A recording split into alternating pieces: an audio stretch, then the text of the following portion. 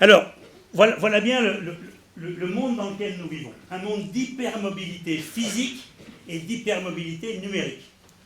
Donc, qu'est-ce qui va advenir dans les années qui viennent? Eh bien, pour simplifier, on va avoir deux discours. On va volontairement prendre les extrêmes et puis ensuite on reviendra un peu au milieu. Le discours classique, on n'arrête pas le progrès. Vous allez voir ce que vous allez voir. Troisième révolution industrielle.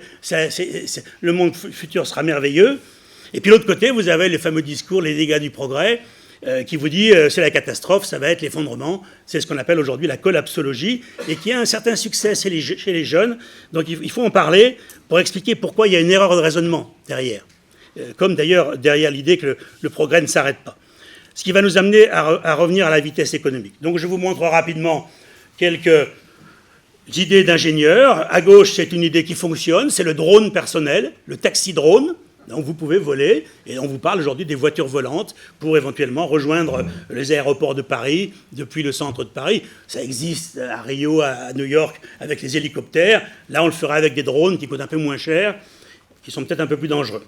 Voilà. À droite, vous avez quelque chose qui est Uber. Donc comme d'habitude, on voit loin, c'est une vue d'artiste, où vous voyez une sorte de station pour drones qui se loge à côté d'un aéroport, et vous voyez un certain nombre de drones qui vont se poser là et amener des passagers pour aller dans les avions, et bien sûr ça va beaucoup plus vite que de prendre le métro pour rejoindre l'aéroport depuis le centre de New York ou d'ailleurs.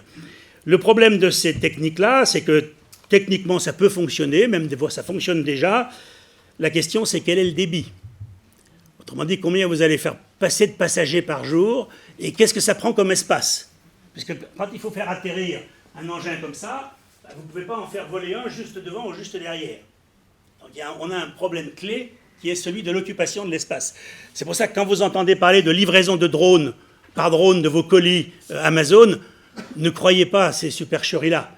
C'est possible techniquement, ça peut se faire localement dans certains cas, mais livrer par drone sur votre balcon, quand vous êtes en zone urbaine, non, enfin voilà, il ne faut pas rêver. Voilà. Donc l'intérêt des transports, c'est la massification. Et pour des gens très fortunés, dans des endroits particuliers, on peut avoir des livraisons par drone d'un colis ou d'un visiteur. Ça, c'est tout à fait envisageable. Mais le généraliser, il y aura un problème de coût. On a une autre réalité qui est en construction au Japon en ce moment, qui est le train à sustentation magnétique, qui a battu un record du monde de vitesse à 603 km/h il y a maintenant 5 ans, et qui est en construction entre Tokyo et Osaka.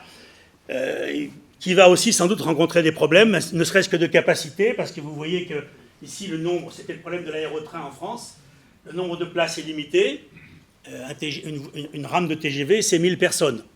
Donc si vous faites circuler des trains avec 150 personnes à bord, il va falloir en faire circuler beaucoup plus, ou alors ça va coûter beaucoup plus cher. Donc on s'aperçoit que les questions économiques arrivent, elles arrivent encore plus pour ce projet dont on parle beaucoup, alors que pour le coup c'est une escroquerie. Le projet Hyperloop, je ne dis pas que c'est une escroquerie technique, peut-être qu'un jour ça marchera, peut-être qu'un jour. Mais à quoi ça sert de mettre d'un tube sous vide d'air sur 1000 km? Et assurer le vide d'air sous 1000 km, ça se fait avec des moyens techniques importants, pour avoir des modules de 28 personnes qui vont voler dans le tube à 1000 km/h. Mais quand vous avez un truc qui se déplace à 1000 km/h dans un tube, vous ne pouvez pas envoyer le truc suivant 10 secondes après. Parce que ça pose un problème. Les TGV entre Paris et Lyon, c'est toutes les 4 minutes. Parce qu'il faut 15 km à un TGV pour s'arrêter. Donc vous voyez bien que techniquement, ça peut fonctionner. Personnellement, je n'y crois pas. Mais même parce que les Suisses ont travaillé dessus pendant 40 ans et ils n'y sont jamais arrivés. Donc, même si ça marche, ça n'a aucun intérêt collectif. Aucun intérêt collectif de dépenser des milliards pour déplacer quelques gens très fortunés uniquement pour qu'ils aillent à 1000 km/h. Quand j'ai rencontré Cédric Villani au Parlement là-dessus, parce qu'il voulait comprendre ce qu'il en était, il m'a dit, vous savez, ceux qui défendent ce projet sont venus nous voir en disant, finalement, ce ne sera pas 1000 km/h, ça sera 500, et ça devait coûter en construction 10 fois moins cher que le TGV, ça coûtera le même prix que le TGV. Je lui ai dit, écoutez, quand des gens vous font ce genre de choses, ça veut dire que la prochaine fois, ça ne sera pas 500, ça sera 250, et ça coûtera 10 fois plus cher que le TGV, vous devriez arrêter. Mais il n'a pas osé arrêter parce que la technique, c'est la technique. Et puis, bien sûr, le rêve ultime, c'est le retour d'avions supersoniques. Ici, c'est Lockheed Martin. Voilà, la NASA dit on va revenir un jour. Mais encore une fois, techniquement, les avions supersoniques, ça marche. Pourquoi ça n'a pas marché commercialement? Eh bien, tout simplement, on va le voir plus loin, parce qu'il y a un problème de coût. Dernière vague des techno-optimistes, les nouvelles technologies, les plateformes, les applis, qui vont vous permettre de développer la mobilité partagée. En plus, c'est soutenable, c'est bien, parce que c'est du wiki, etc. Donc, avec un smartphone, vous baissez les coûts de transaction, vous savez immédiatement où se trouve le taxi, où se trouve le bus, vous pouvez payer votre bus, votre métro, louer votre vélo, etc. Donc vous avez tout un tas de nouveaux services de mobilité qui se développent et qui se développeront. Vous avez les projets de voitures autonomes, ce n'est pas encore tout à fait au point. Et donc l'idée que les nouveaux services de mobilité peuvent aider à affronter les enjeux de la régulation. Est-ce qu'on ne pourra pas, dans Lyon, demain, au lieu de se battre dans la campagne municipale, à savoir qui veut faire un métro, qui veut faire une... Enfin, j'arrête là. Est-ce qu'on ne pourrait pas régler le problème simplement avec des nouveaux services de mobilité, vélos partagés, voitures partagées, etc., ce qui coûterait beaucoup moins cher. Et vous avez les fameux modèles, les 4 modèles, hein, la location directe entre particuliers, hein, Drive-V par exemple, qui a maintenant été racheté par un Américain, les clubs d'autopartage, le transport à la demande, ça c'est Uber et les taxis, et puis le système de covoiturage où on a carrément plusieurs personnes dans la voiture. Donc le système de Uber Pop, pour ne pas le citer. Voilà, donc on a balayé les optimistes qui nous disent, vous allez voir, avec la technique, ça va être merveilleux, on ira plus vite, plus loin, moins cher, et en plus la mobilité sera partagée, donc ce sera parfaitement écolo. Et puis en face, vous avez notre ami Yves Cochet, qui nous dit, il n'y aura plus de voitures en 2040, il y aura quelques calèches avec des chevaux, il n'y aura plus de voitures, il n'y aura plus d'avions, le mode de transport futur, c'est le cheval. Je ne sais pas si c'est le fait d'avoir été ministre qui lui a tourné la tête, mais... Voilà, donc mais c'est pas... Il le dit lui-même, il dit, vous allez lire ça, vous direz que je suis hystérique. Il le dit lui-même. Mais il y a derrière ça tout un courant de pensée qui nous dit, écoutez, avec tout ce qu'on nous raconte sur le dérèglement climatique, les incendies, les inondations, la montée des eaux, la disparition de la biodiversité, les insectes qui disparaissent, les oiseaux, etc., on est à la veille d'un effondrement. Et donc l'effondrement est un processus à l'issue duquel les besoins de base ne sont plus fournis à une majorité de population par des services. Et vous voyez bien ce qui est derrière ce raisonnement-là. C'est le symétrique de la paresse intellectuelle des techno-optimistes. La paresse intellectuelle des techno-optimistes, c'est de dire la technique a toujours tout résolu. Donc on n'a pas de problème, bientôt on aura ITER qui va faire de l'énergie abondante et bon marché. Donc on aura de l'énergie tant qu'on en veut. Vous voyez les écrits de Jeremy Rifkin sur la société à coût marginal nul. Là, on aura l'hydrogène. Donc, on n'a pas de problème. C'est l'hyperabondance. Et là, c'est le symétrique. On a un problème, c'est qu'on va aller dans la pénurie. Et là, qu'est-ce que ce sera bien? Parce que je pourrais dire que j'avais raison. Vous voyez bien que dans ceux qui nous parlent d'effondrement, il y a une confusion entre leur désir et la réalité. Ce qu'ils nous décrivent, c'est leur désir. Ce n'est pas la réalité. Exactement comme quand Elon Musk nous parle d'Hyperloop, il nous parle de son désir de voyager en train à 1000 km/h. Mais ce n'est pas la réalité. Donc il faut les écouter, il faut regarder, lire le blog par exemple de Grégoire Cartier, qui est un Suisse qui habite à Fribourg, et qui nous parle de la collapsologie heureuse.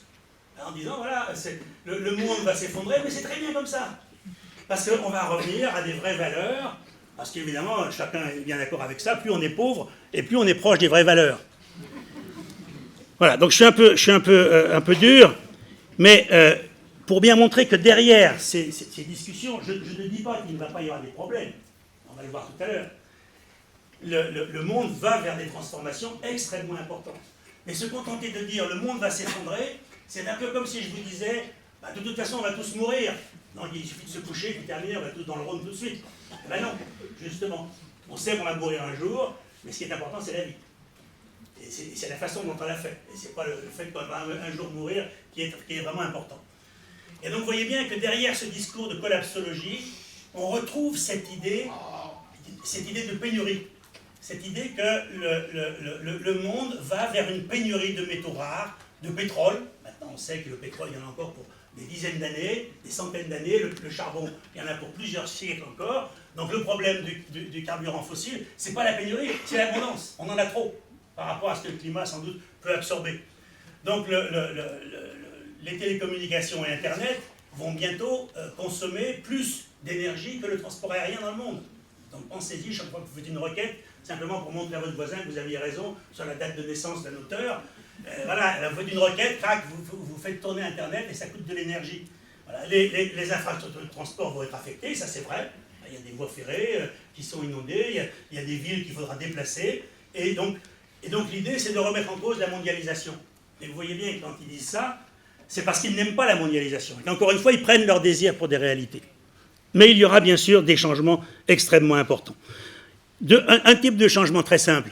Regardez, ça c'est l'agglomération lyonnaise. On va très loin, puisque là on va jusqu'à la limite du Rhône et de la Loire, c'est là que j'habite.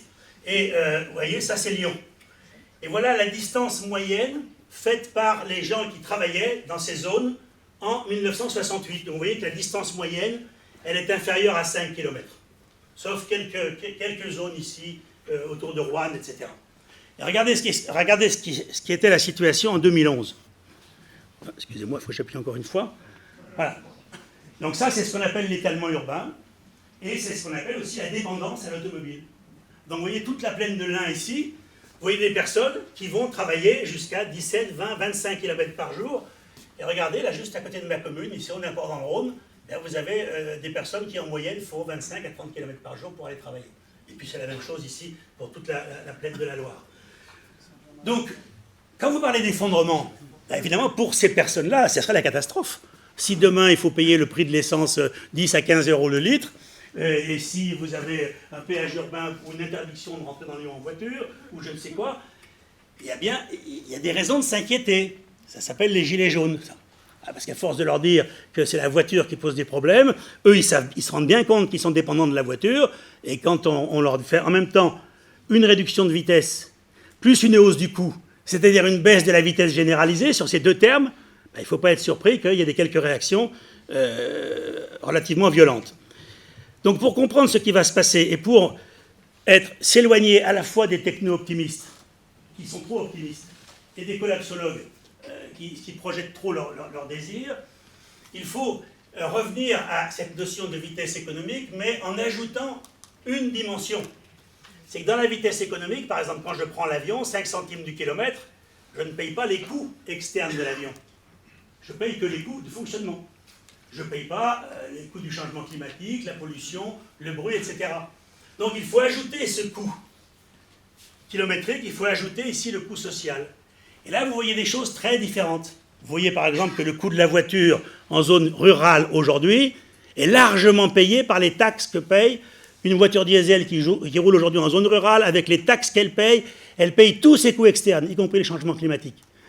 La même voiture qui circule en ville est très très loin de payer ses coûts. Donc vous voyez bien que si on voulait aujourd'hui faire quelque chose de logique sur les coûts de l'automobile, ce n'est pas les prix du carburant qu'il faut augmenter. C'est le prix de la circulation en zone urbaine et du stationnement. Je n'ai pas entendu beaucoup d'élus dire qu'ils voulaient augmenter le prix de la circulation en zone urbaine. Mais vous voyez, cette notion de vitesse socio-économique, elle nous permet de comprendre ce qui vient de se passer en France. Le 1er juillet 2017, le président Macron a dit « on va mettre la pédale douce sur les TGV ». Il n'a pas dit qu'il n'en ferait plus, mais on va arrêter les projets. Effectivement, il n'y a plus de nouveaux projets en préparation. Eh bien, tout simplement parce que si le coût d'un TGV est de 5 centimes du kilomètre, le coût socio-économique, eh bien, la vitesse économique du TGV est extrêmement élevée. Mais si, à cause des subventions, le TGV coûte, non pas aux voyageurs, mais à la collectivité à cause de subventions, s'il coûte 30 centimes d'euros du kilomètre, et bien là, vous vous apercevez qu'il y a des déplacements en autocar qui coûtent beaucoup moins cher. Donc pourquoi mettre un autocar alors que parfois on a envie de mettre un train? Eh bien tout simplement à cause de ça. Et quand on a fait la commission du Rhône, où on a dit on va sans doute arrêter les TGV, et notamment le TGV Marseille-Nice, beaucoup le souhaitent, notamment dans cette région, mais on ne pourra pas le faire pour des raisons d'argent, eh bien c'était ça. Parce que faire le TGV entre Marseille et Nice, c'était d'abord 15 milliards d'argent public, parce qu'on ne pouvait pas faire payer l'infrastructure aux usagers, ou très peu, seulement 1 milliard. Et tous ceux qui prenaient le TGV tous les jours entre Marseille-Toulon et Toulon-et-Nice ou Marseille-Nice, il fallait les subventionner à hauteur de 20 € par jour et par passager. Voilà, j'ai dit ça aux élus locaux quand je les ai rencontrés. Ils m'ont dit que j'étais un sale économiste. Bon, ils ont raison d'ailleurs, hein, mais voyez, c'est pour ça que je n'ai pas que des amis, parce que quand vous leur dites qu'on ne pourra pas le faire, et qu'en plus ça se réalise, que quelques années après, on s'aperçoit qu'on ne peut pas le faire, eh bien, évidemment, on retombe un petit peu d'eau. Donc voilà, les raisons de l'échec du Concorde. Ben, vous voyez bien, le Concorde, c'était quoi? C'était 2000 km/h, donc c'est rapide, hein. Pratiquement 1 euro du kilomètre. J'ai un petit peu forcé le trait, c'était un petit peu moins. Pour un smicard qui gagnait à l'époque 6 euros de l'heure, c'était eh bien, 6 euros du kilomètre. Il fallait travailler pendant plus de 2000 heures pour arriver à récupérer le prix du billet d'avion. Et même si vous étiez payé à l'époque 10 fois le SMIC, ce qui est énorme, donc je rajoute un 0 ici, 1 divisé par 60, 1 sur 2000 c'est pratiquement 0, donc ça ne change rien, ça nous amène ici à pratiquement 60 km/h. Donc la vitesse économique du Concorde, pour quelqu'un de très riche, 10 fois le SMIC, c'était 60 km/h. Pour cette même personne qui prenait un avion subsonique qui coûte 10 fois moins cher que le Concorde, la vitesse généralisée était de 342 km/h. Donc ne cherchez pas ailleurs pourquoi le Concorde a disparu. Techniquement, c'était un superbe objet. Mais il consommait d'abord beaucoup de carburant, il faisait beaucoup de bruit, mais surtout, il était beaucoup trop cher pour les usagers. En plus, c'est petits, les avions supersoniques. On ne peut pas mettre 500 personnes, parce qu'il y a un problème, bien sûr, de résistance à l'air. Donc, vous voyez bien qu'on est sur l'idée que, encore une fois, c'est bien la vitesse économique qui compte. Et si je passe rapidement sur tous les services, les nouveaux services de mobilité, on s'est aperçu que Uber aux États-Unis, Lyft, ça a augmenté la congestion routière. Parce que des gens ont quitté les transports en commun pour prendre les taxis, qui étaient plus propres, plus fiables et moins chers. Donc, moins chers que les autres taxis. Et donc, finalement, qu'est-ce qu'on voit aujourd'hui? Tous ces nouveaux services de mobilité, les trottinettes qui ne sont pas rentables, les vélos en libre-service qui ne sont pas rentables, les voitures qui ne sont pas rentables, ils viennent voir les autorités publiques et ils leur disent nos modèles économiques sont trop fragiles, est-ce que vous pourriez nous subventionner? Vous voyez bien, les marchands de trottinettes là qu'on voit, les Lime et les autres, ils essayent d'envahir le marché. Pourquoi? Parce qu'ils veulent rester tout seuls. Parce qu'il y a au mieux de la place pour une entreprise. Et une fois installée, cette entreprise, elle ira voir la métropole de Lyon et elle dira, vous avez vu comme c'est utile, les touristes sont contents, est-ce que vous pourriez nous subventionner? Uber est maintenant membre de l'Union internationale des transports publics, qui est le lobby des kéolistes et de tous les transporteurs.